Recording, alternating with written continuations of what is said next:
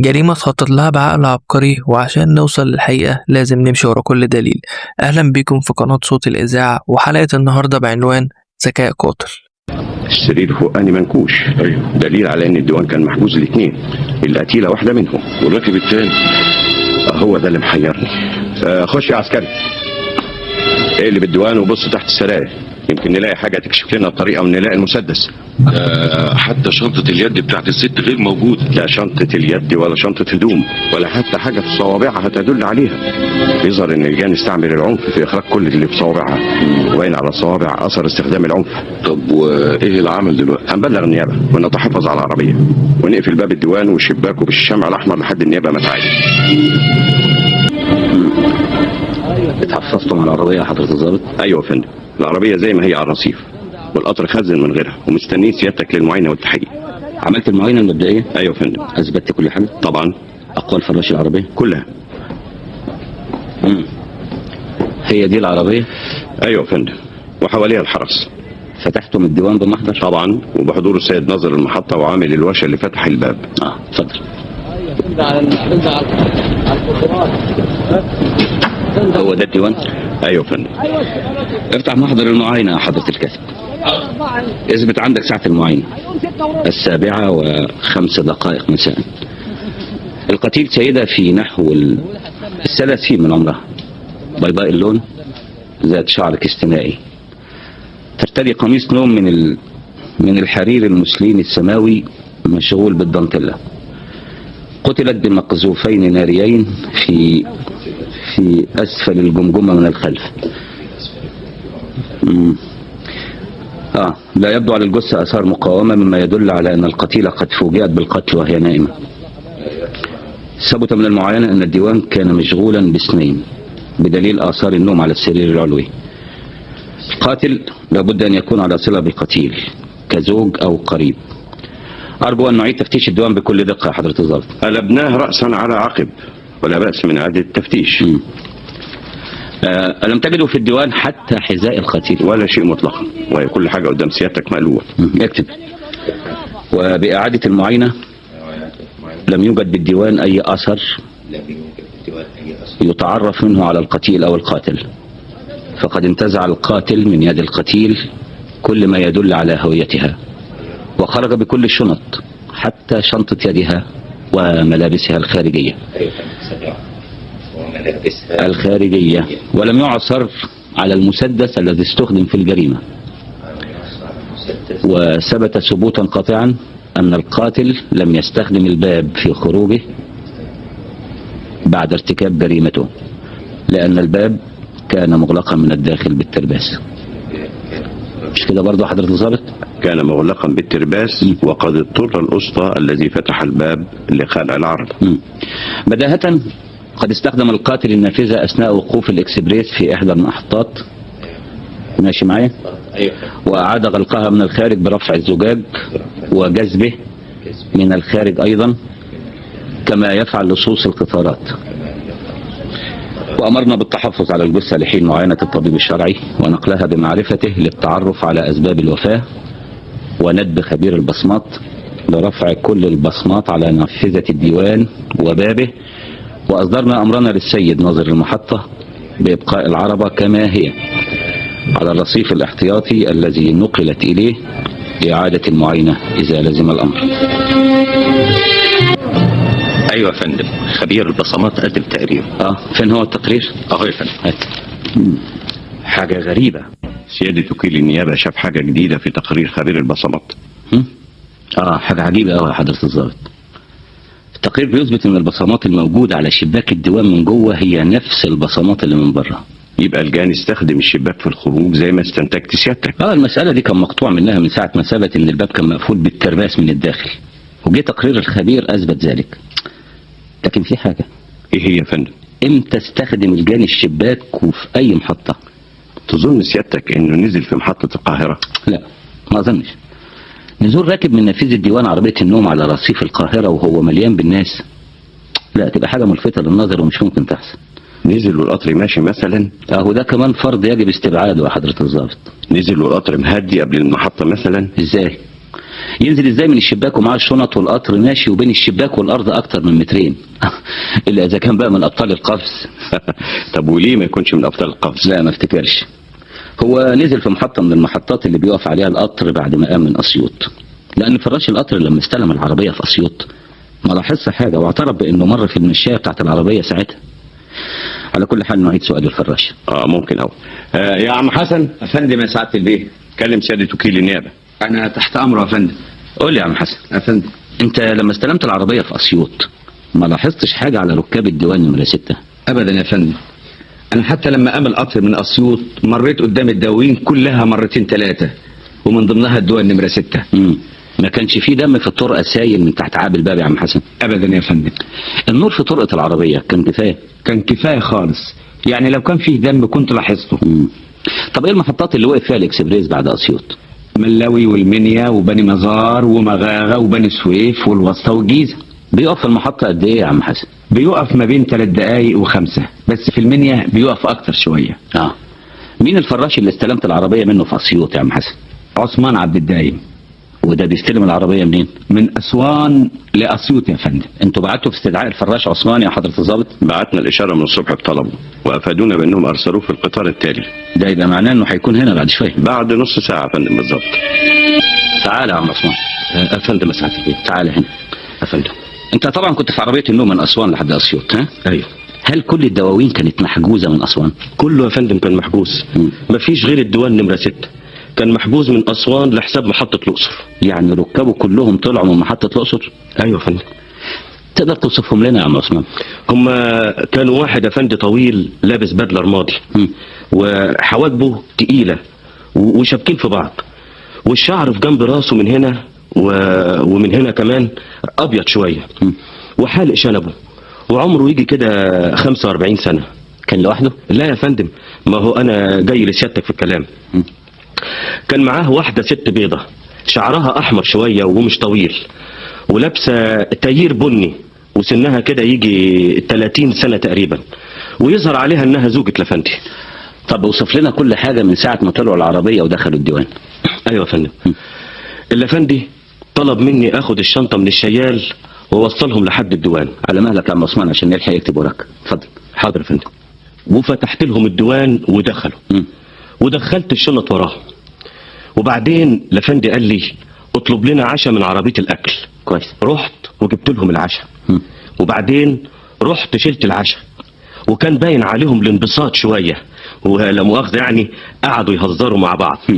ولفندي طلب مني ان محدش يصحيهم ولا يزعجهم قبل محطة الجيزة. يعني ما كانش باين عليهم سوء تفاهم ولا حاجة ساعة ما رجعوا؟ ابدا ابدا يا فندم، بالعكس دول كانوا مبسوطين خالص. طب قول لي يا عم عثمان. نعم. الراجل ما خرجش من الديوان ابدا بعد ما ركب من الاقصر؟ لحد ما وصلنا اسيوط ما شفتوش خرج من الديوان. طب كان معاهم كام شنطة يا عم عثمان؟ كان معاهم شنطتين، واحدة زرقاء كبيرة والتانية بني واصغر منها شوية. الست كان معاها شنطة يد؟ ايوه كان معاها يا فندم، كان معاها شنطة يد سودة. كويس. طب متشكرين يا عم عثمان، اتفضل انت. الشكر لله يا فندم. دي إشارة يا فندم من نيابة شمال القاهرة إلى مباحث الأقصر. فيها ايه الاشاره؟ الإشارة يا فندم بخصوص جريمة إكسبريس صعيد. عشان نسأل محطة الأقصر عن الشخص اللي حجز الديوان نمرة 6 في عربية النوم امبارح، ونسأل في اللوكندات عن رجل وسيدة تنطبق عليهم الأوصاف اللي جت في الإشارة يا فندم. امتى نزلوا في اللوكاندا واسم اللوكاندا اللي نزلوا فيها. طيب محطة الأقصر نقدر نسألها بالتليفون دلوقتي، ومسألة اللوكندات دي تبقى عليك انت يا سيادة النقيب، لاني ملخوم مع نيابة الأقصر في تحقيق قضية تانية. تحت أمرك يا فندم، بس لو سمحت يا فندم اطلب لنا المحطة نسألها بالمرة يا فندم. طيب حاضر. اديني محطة الأقصر. الو مين؟ محطة الأقصر؟ انا الرائد علام رئيس المباحث. ايوه، نقدر نسألكم عن حاجة مهمة طلبها نيابة القاهرة؟ ايوه، نيابة القاهرة، نيابة شمال القاهرة. طيب يا فندم، متشكر قوي، متشكر قوي يا حضرة الناظر. النيابة طالبة تعرف مين اللي حجز ديوان النوم نمرة 6 ليلة امبارح في الاكسبريس القايم على مصر. نعم؟ ايوه بالظبط. كان محجوز لمين؟ للتذكرتين كام؟ 36,549 و36,550 درجة أولى. ايوه، من الاقصر للقاهره طبعا. ما تعرفوش حاجه غير ارقام التذاكر بس؟ ما تعرفوش باسم مين؟ مفهوم. الحجز بالتذاكر طبعا. متشكر يا حضره الناظر. يظهر من المكالمة انهم ما يعرفوش حاجة عن شخصية المسافرين. الناظر بيقول ان كل واحد معاه تذكرة درجة اولى يقدر يحجز نوم ومحدش يسأله اسمك ايه مادام دافع حق التذكرة. طب استاذن انا يا فندم عشان اعمل تحرياتي في اللوكندات بتاعت الاقصر. طيب قوم انت، ربنا يوفقك. ايوه، راجل طويل لابس بدلة رمادي وحواجبه مقفولة وتقيلة وحالق شنبه وشعره شايب من الجنبين ومعاه ست شعر شوية وشعرها كستنائي. لا والله يا حضرة الضابط. عجيبة، ما بقاش غير اوتيل واحد اسأل فيه. ايوه، دي اوصاف الراجل والست اللي كانت معاه بالظبط. هما كانوا عندكم هنا في الاوتيل؟ ايوه يا حضرة الضابط، كانوا نازلين عندنا. وقعدوا كم يوم عندكم؟ 4 ايام في الحجرة رقم ايوه يا سيدي، الحجرة رقم 265. وكانوا جايين من اسوان. وايه الاسم فضلك؟ اسماعيل غالب المحامي وحرمه، المقيمان بشارع شجرة الدر في الزمالك نمرة 17. شكر. لقيتوهم في العنوان اللي جالنا من الاقصر يا حضرة الضابط؟ ابدا يا فندم. ما هماش في الزمالك ولا في شجرة الدر ولا في الشارع كله، ما خليناش لا شقة ولا فيلا الا وسألنا عن اسماعيل غالب المحامي، ولا حد سمع عليه.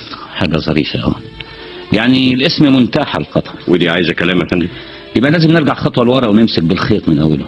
تقصد سعادتك نتصل بمباحث اسوان؟ ضروري يعملوا لنا تحريات عمن تنطبق عليه اوصاف الجاني والمجني عليها، وعن الفنادق اللي نزلوا فيها في اسوان. يمكن يكون سجل اسمه الحقيقي فيها. امرك يا فندم. الله، ده كل مدى المسألة بتتعقد. يا فندم المجرم ده حريص جدا، نزل في الاقصر باسم اسماعيل غالب المحامي وظهر ان الاسم منتحل، ونزل في افخم اوتيل في اسوان باسم انور مكرم المحاسب بشارع الجمهورية نمرة 65. وادي تحريات مباحث القاهرة تنكر وجود هذا الاسم في شارع الجمهورية. يعني منتحل بالطبع يا فندم.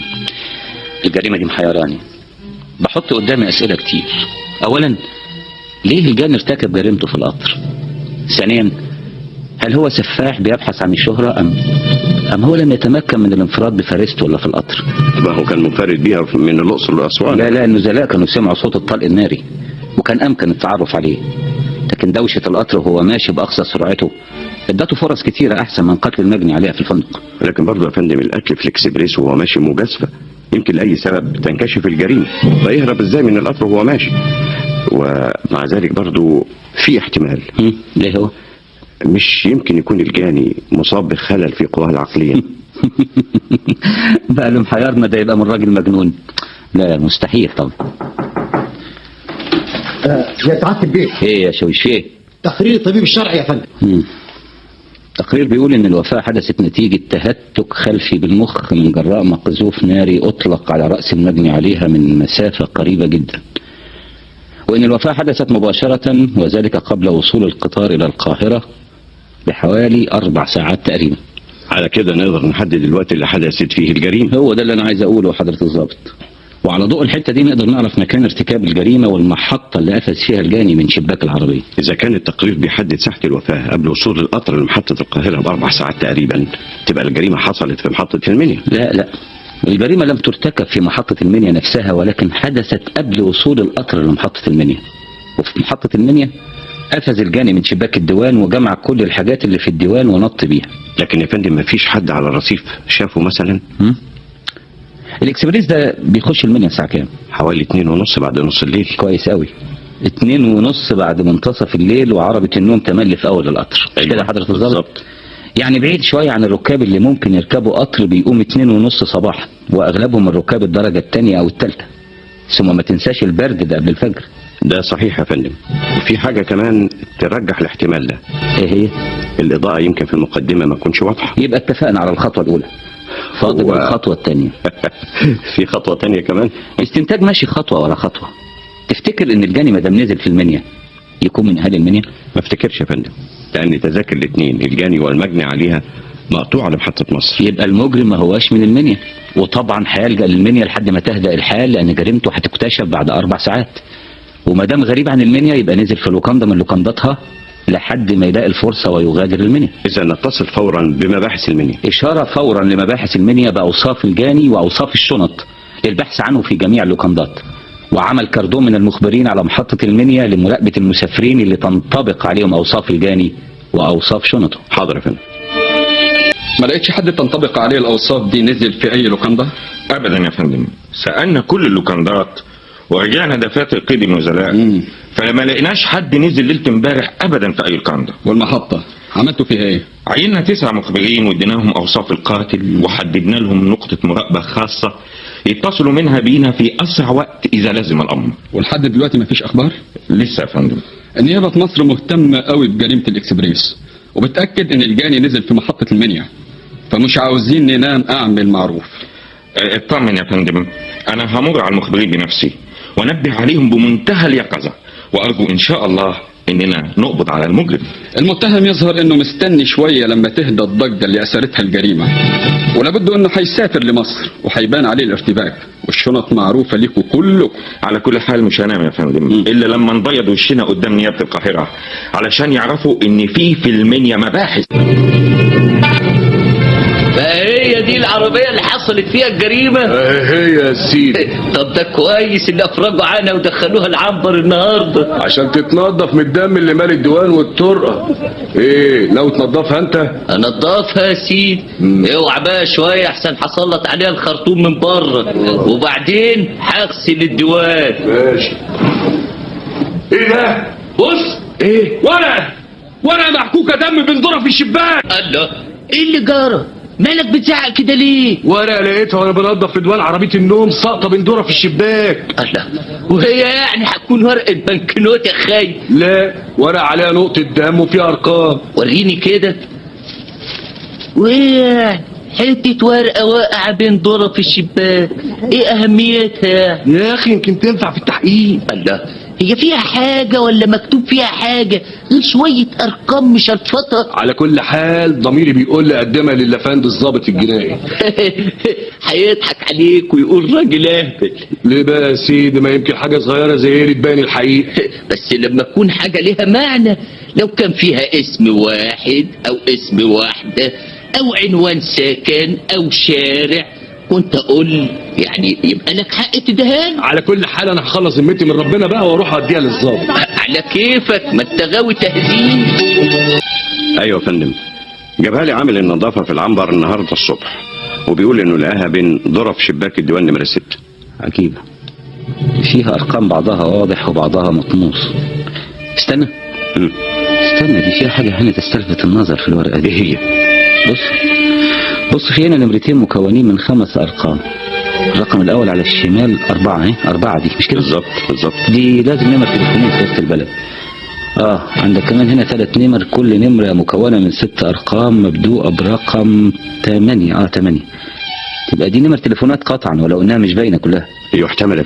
لا مش يحتمل، انا رايي ان دي بالتاكيد نمر تليفونات يا حضره الضابط.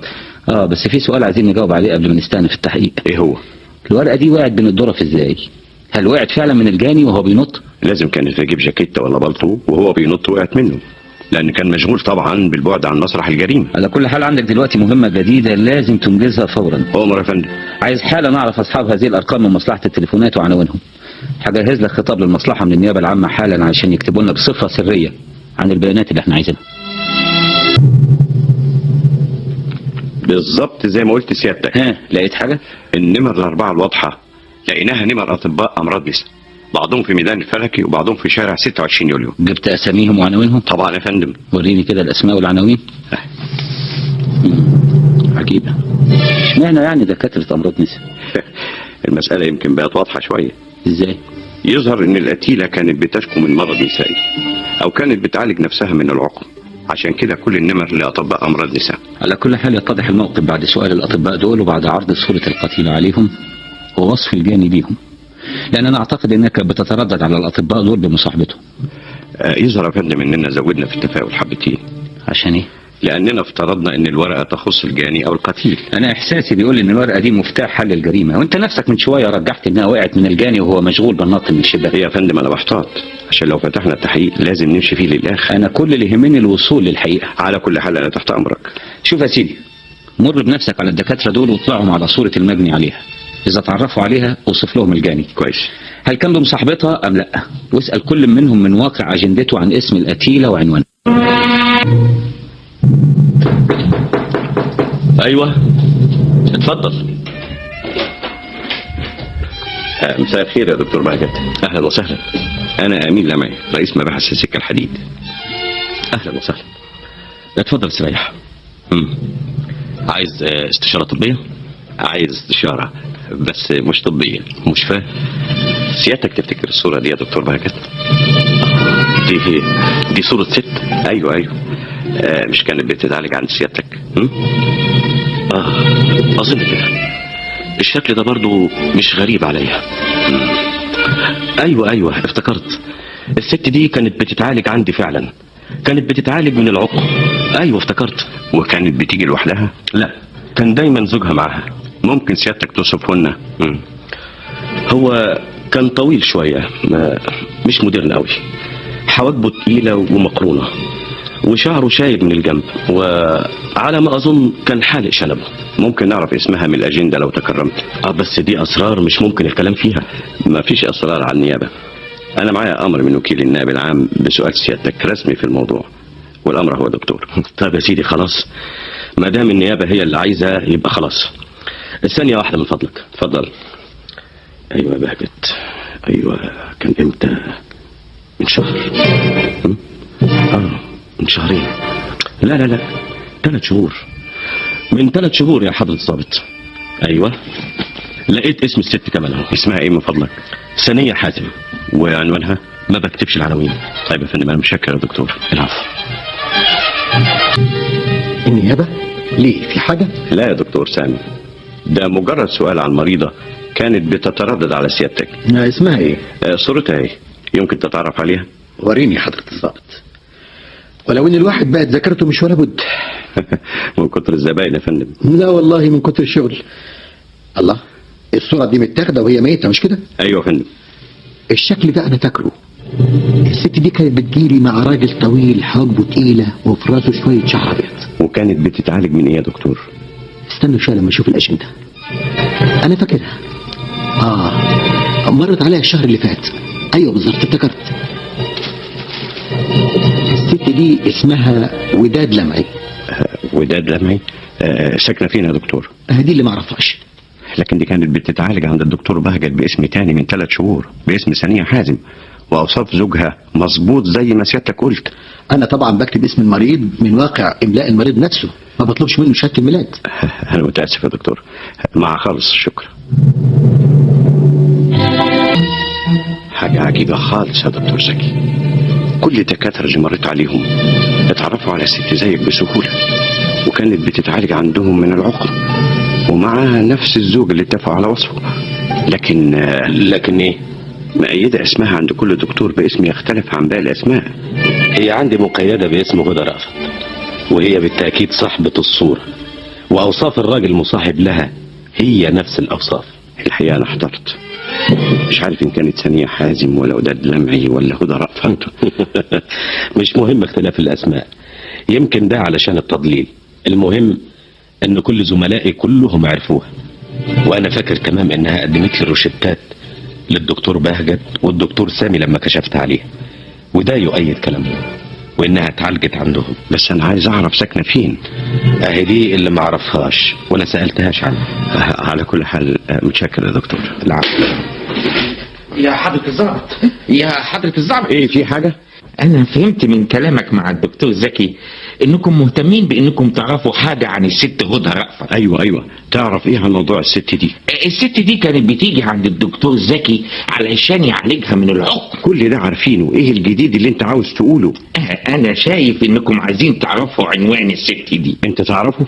الأفندي بتاع الست طلب مني في آخر مرة أجيب لهم تاكسي من قدام العيادة. رحت جبت التاكسي، تاكسي صغير 3 تنفار فيت 1100. فاكر نمرة التاكسي؟ انا فاكر نمرتين من الشمال 5 و7، بس الحقيقة مش عارف انهي الاول. وكان التاكسي اجرة جيزة، والسواق يظهر انه جدع نوبي. يعني لو عرض عليك السواق ممكن تتعرف عليه؟ يا سلام، اتعرف عليه قوي من وسط 50 كده. طيب ما سمعتش الراجل اللي كان مع الست قال لي السواق يوديهم فين؟ الافندي طلع من جيبه نص ريال واداهولي. خدته ومشيت قبل ما اسمع هو هيقول لي السواق ايه. طيب تتذكر شكل الراجل اللي كان مع الست؟ شكله ما يتوهش ابدا، خصوصا حواجبه وشعر راسه. هو تردد على العياده بتاعتكم كم مره؟ مرتين، وفي المره الاخيره طلب مني اجيب له تاكسي زي ما قلت لحضرتك. باين عليك يا حضرة الضابط انك عثرت على اخبار كويسة عند الدكاترة. والله الجاني ده لسه الواحد ما شافش زيه في الاحتياط والمكر. ليه؟ تصور سيادتك انه كان بيقدم المجني عليها عند كل طبيب باسمه مختلف، لكن كلهم متأكدين انها صاحبة الصورة. متأكدين 100%. ومتفقين كمان على نوع المرض اللي كانت بتتعالج منه، ومتفقين على اوصاف الراجل زي ما قالها عثمان عبد الدايم. مفيش حد منهم كاتب عنوانها ابدا. ما عرفتش تلاقي في كلامهم اي منفذ يوصلنا للحقيقة؟ في ثغرة رفيعة. قول يا سيدي، يمكن بقدرة قادر الثغرة دي تنفذ الجمل. التمرجي بتاع الدكتور زكي اخر واحد اتعالجت عنده اداني بيانات بس ما هياش كاملة. قال لك ايه؟ قال انه جاب لهم في اخر مرة تاكسي بناء على طلب الراجل. كويس. وان التاكسي فيت 1100 اجرة جيزة، والسواق جدع نوبي. ما عرفش نمرة التاكسي؟ لقط النمرتين اللي على الشمال، بس مش عارف النمرة انهي اللي قبل التانية، والنمرتين 5 و7 او 7 و5. عال جدا. الحلقة بدأت تضيق شوية شوية حوالين الجانب. سيادتك شايف كده؟ انا هبعت امر دلوقتي لمباحث ومرور الجيزة بحصر كل السيارات الاجرة فيت 1100 المبدوءة برقم 5 او رقم 7، وبعد ما نحصرها هنعرض السواقين على التمرجي للتعرف على السائق. الحلقة هتضيق صحيح لو كان السواق عارف البيت اللي راحه. ربنا هيسهل ان شاء الله. لا يا فندم، مش هو ده. انت فاكر شكله كويس؟ فاكره يا فندم. هو ده؟ ها؟ هو ده؟ لا يا فندم. هاتوا الجدع الاسمر اللي واقف ورا ده. ايوه انت، تعال. ايوه يا فندم، هو ده. هو ده ايه؟ ما تفهمونا ايه العبارة؟ اطمن يا اسطى، مفيش حاجة، ده مجرد استفهام بسيط. انا تحت امرك يا فندم. اسمع، بص للراجل ده كويس. ما شفتوش قبل كده؟ الحقيقة مانيش فاكر اني شفته ولا لا، لكن شكله مش غريب عليا. البس البلطو الابيض بتاعك، يمكن لوستا يعرفك بيه. وادي البلطو يا سعادة البيت.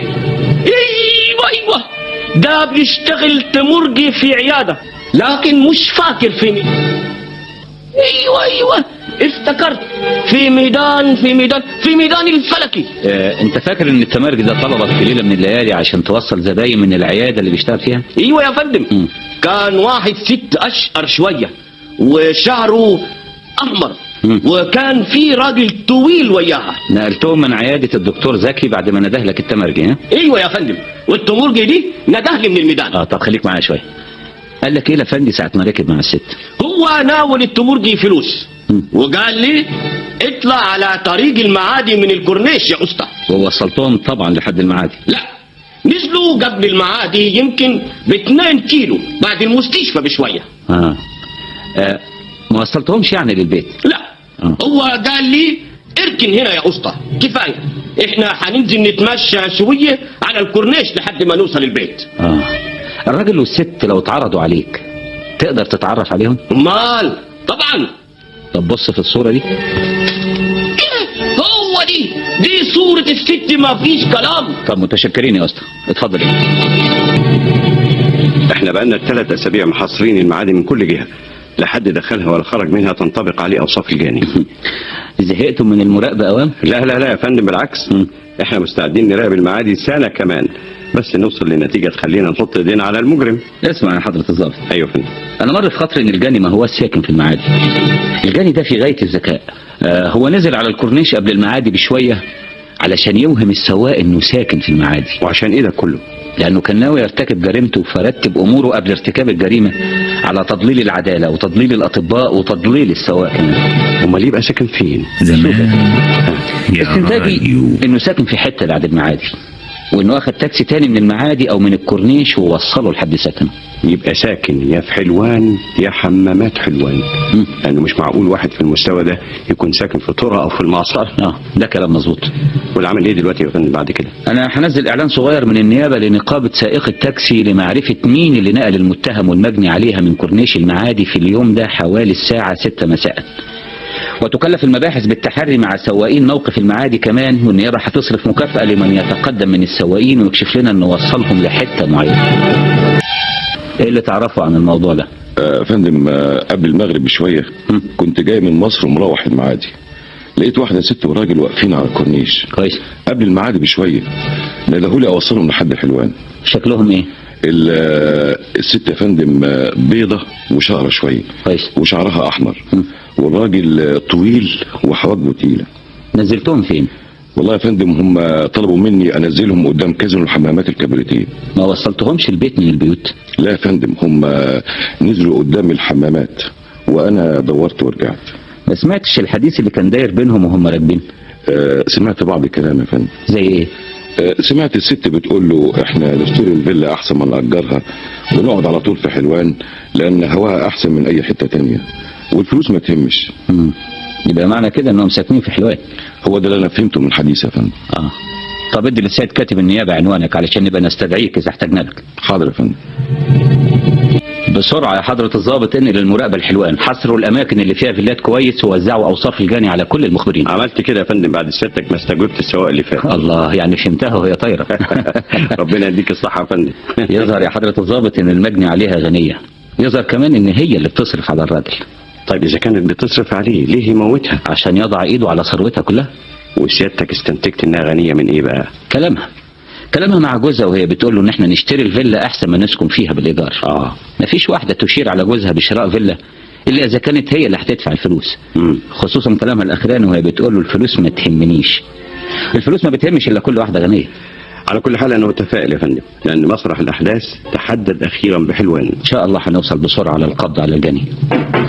ايوه ادخل. واحد من المراقبين يا فندم عايز يقابل سعادتك او حضره الضابط. خليه يدخل. حاضر.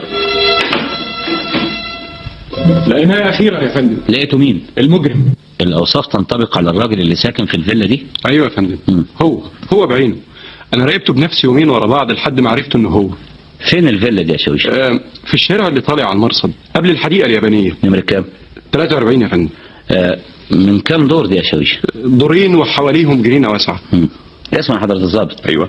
خد معاك قوة من بوليس حلوان الليلة وحصروا الفيلا وهجموها بعد نص الليل بعد ما تنطفي فيها الأنوار. هو دي أمر بالتفتيش مني. حاضر يا فندم. أنا هتصل دلوقتي ببوليس حلوان لإعداد القوة. وأنت يا شويش روح على الدرج المخصص لك في المراقبة، ما تسيبوش أحسن الفريسة تهرب. أمرك يا فندم.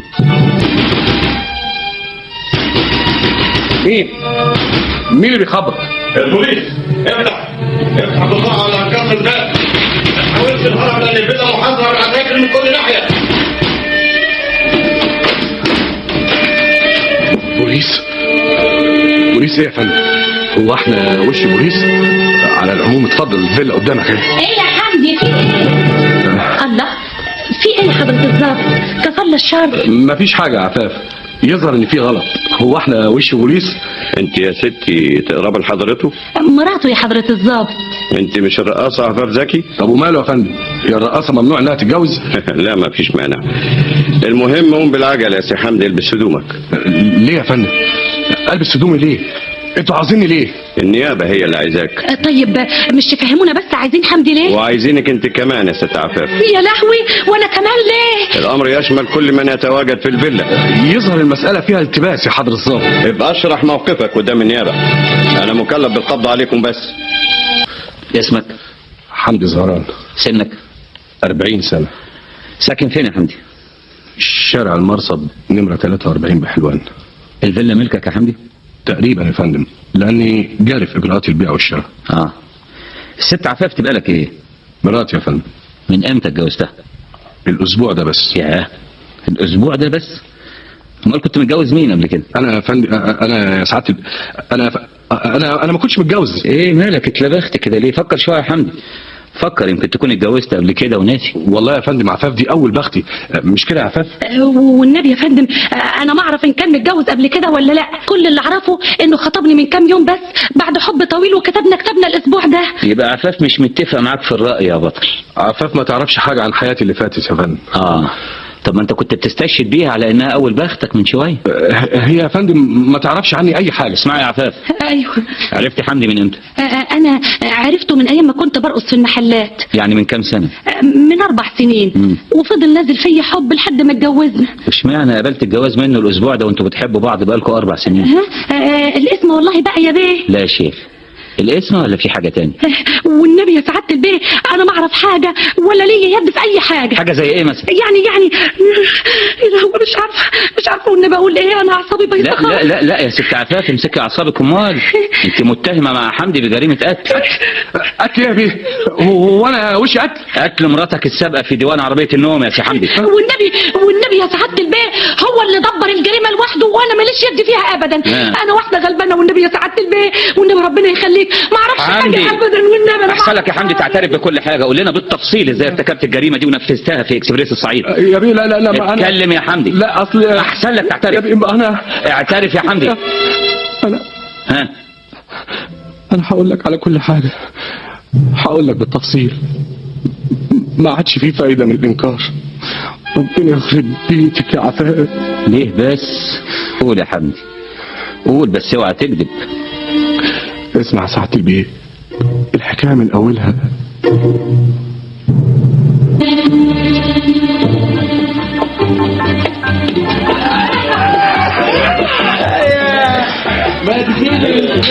عفاف انت ما بقيتيش تحبي تقعدي معايا زي زمان ليه؟ والنبي بقى بلاش مضايقه يا حمدي، سيبني احسن انا خلاص نمرتي قربت. طب اقعدي معايا شويه يا عفاف. يوه بقول لك ماليش فاضيه، انت ما بتفهمش. دلوقتي بقيت ما بفهمش يا عفاف، يعني لما جربتيني من كل املاكي بتدوري على غيري، مش كده يا عفاف؟ مش انا برضو حمدي زهران اللي كنت بتموتي في دباديبه زمان وتقولي له ماليش غيرك يا حمدي؟ ده كان زمان يا حمدي. كان زمان. طيب والله لو اوريك ازاي هلعب تاني بالفلوس لعبه يا عفاف، وهخليكي تترمي على رجليا دول. بقابلني. سلام عليكم.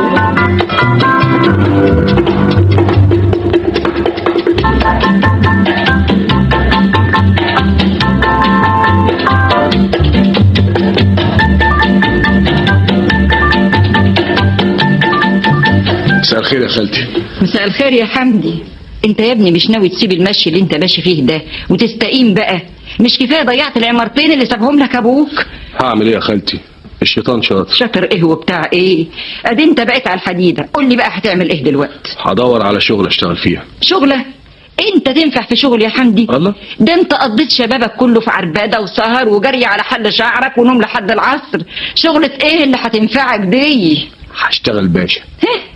يا خسرة، ما عادش فيه بشوات ولا ولاد بشوات يا اخويا، ما عادش فيه الا الاستقامه والكد والسهر علشان تبني مستقبلك، ده اذا كان لسه ليك مستقبل. انت يا خالتي هتخليني ايأس ليه من حياتي ومستقبلي؟ وهو يا ابن اختي لسه فيه امل بعد ما ضيعت كل حاجه؟ ايوه فيه يا خالتي ناس بيبداوا حياتهم من الصفر وبيطلعوا لفوق فوق قوي. دول الناس المستقيمين يا حمدي يا ابني، اللي ما يعرفوش غير عملهم وبس. انا ناوي استقيم خالص وناوي اغير حياتي كلها عشان ترضى عليا. الله، ده انت دلوقتي بدل امي ورضاكي هو اللي هيخليني اكافح. اذا كان كده يبقى لازم تتجوز علشان تبطل المشي بتاعك ده. ومين بس يا خالتي اللي هترضى بيا بعد ما شطبت على كل حاجه؟ ولاد الحلال كتير يا ابني. وعايشها منين بس؟ انا هشوف لك يا ابني واحده مستوره وغنيه وهو انت تعيش معاها وتدير لها املاكها وثروتها تعيشكم ملوك. فين دي يا خالتي؟ فين؟ اعملي معروف شوفيها اوام. انت عارف الست التركيه اللي ساكنه جنبي هنا في مميش في فيلتها اللي اسمها ألفة هانم؟ شفتها عندك مرتين 3. لكن دي ست عجوزه قوي يا خالتي، انت عاوزه تموتيني بالحياه. يبقى ايه يا حمدي؟ هو انا هجوزها لك؟ دي ليها بنت اخ اسمها دريه انما قمر، وابوها كان راجل غني خالص، ساب لها 3 عمارات في جاردن سيتي وكم 1000 جنيه في البنك. ايوه دي عز الطلب يا خالتي، والنبي اعمل معروف اعمل معروف يا خالتي. وهي كمان الورثة الوحيدة لعمتها، وعمتها عكمة شوية فلوس عال. والنبي يا خالتي ابوس ايدك ابوس ايدك، انا عاوز اتجوز عشان استقيم بقى. المسألة يا ابني عايزة مسايسة لعمتها ألفة هانم، إذا قدرت تاكل مخ عمتها تبقى درية عروستك يا حمدي.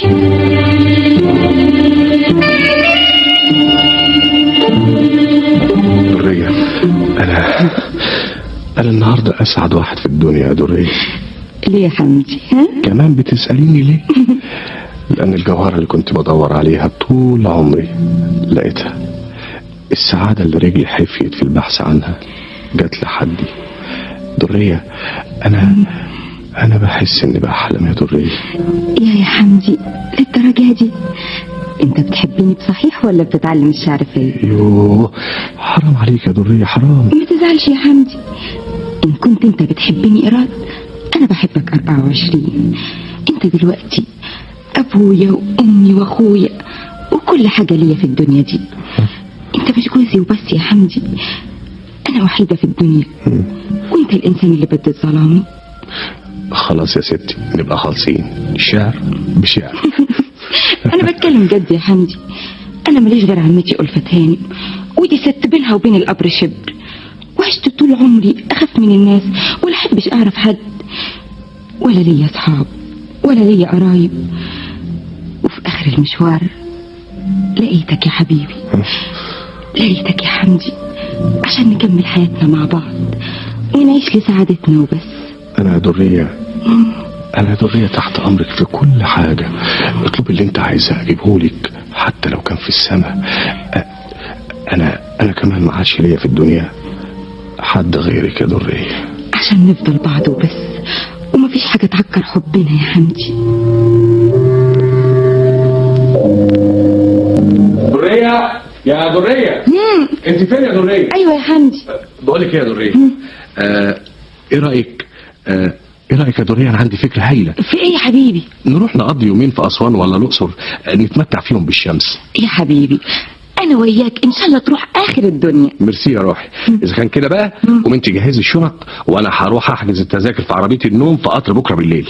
بس أنا خايفة لحد يسرق الفيلا وإحنا غايبين، الشارع مقطوع زي ما أنت شايف، محدش بيمر مني. أنا هوصي الجناين يبات في الجنينة طول ما إحنا غايبين. وهنقعد قد إيه عشان أحضر الهدوم على قد المدة؟ هنقعد يا ستي 10 أيام بالكتير. طب روح احجز التذاكر بس ما تتأخرش.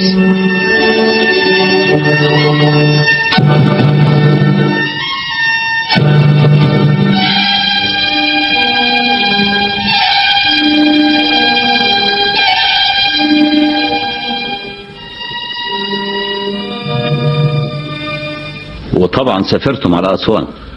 أيوة يا فندم. ونزلنا في اللوكاندا باسم مستعار وهو أنور مكرم المحاسب وحرم. الله. وبعدين رحتوا الأقصر ونزلتوا في أكبر فندق باسم إسماعيل غالب المحامي وحرم، مش كده ولا إيه؟ أيوة يا فندم. وإيه السبب؟ ها؟ السبب في إن محدش اتعرف على القتيلة بعد نشر صورتها في الصحف. درية يا فندم ما كانش ليها قرايب غير عمتها ألفة هانم، وما كانش ليها علاقة بحد أبدا قبل ما نتنقل لحلوان. وإيه اللي خلاك تتنقل بيها لحلوان؟ أنا اخترت الفيلا دي في مكان هادي وبعيد عن الناس علشان درية ما تختلطش بحد من السكان أو الجيران، لأني كنت ناوي ارتكب الجريمة بعد ما رتبت كل حاجة، وطبعا كنت عارف إن الصورة هتطلع في الجرايد وما كنتش عايز حد يتعرف عليها. امتى اتجوزت عفاف؟ بعد ما خلصت من درية على طول يا فندم. يعني عفاف كانت على علم بكل التدبير اللي انت بتعمله؟ ابدا وحياتك ولا كان عندي علم بحاجه ابدا، ده راجل كذاب عايز يوقعني معاه علشان يخفف ذنبه. قول لي يا حمدي. ايوه يا فندم. درية كانت بتتعالج عند حد من دكاتره امراض النساء؟ ايوه يا فندم. كانت بتتعالج من ايه؟ كانت بتدور على الحمل. وانت كنت بتدور معاها على الحمل؟ لا ابدا، انا كنت مانع. النيابه توجه اليك تهمه القتل العمد مع سبق الاصرار، والى عفاف زكي تهمه اشتراك في جريمه القتل، وتحول الاوراق الى السيد قاضي الاحاله. خدهم يا عسكري للحجز. حاضر يا فندم. قدام انت وهي.